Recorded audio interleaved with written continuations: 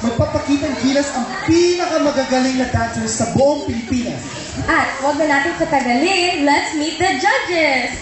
Alright, first off, isa siyang batikang choreographer na paboritong makatrabaho ng mga international music artists. Ladies and gentlemen, yes, international. Ladies and gentlemen, please welcome Mr. Christoph De Leon.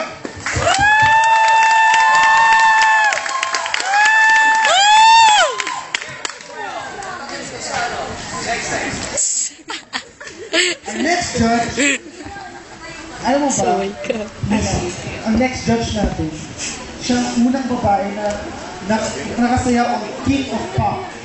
Grabe, King Yes, of Pop? King of Pop.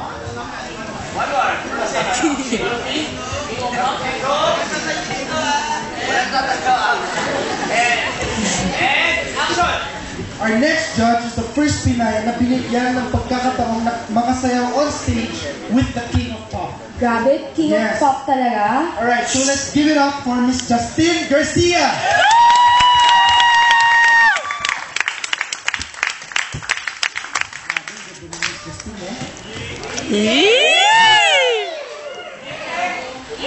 And our last judge, he's a multi-awarded music producer na kilala na napapasikat ng mga young artists today. Wow. Ladies and gentlemen, please give it up for Mr. Nico here.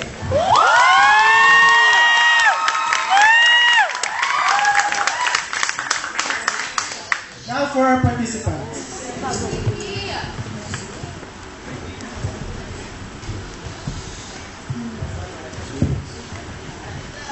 Alright, so our first contestants, they pride themselves as 3-time world champions in the district's inter-school competition. Can't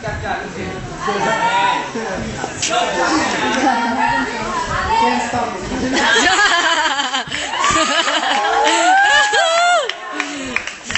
Stop it.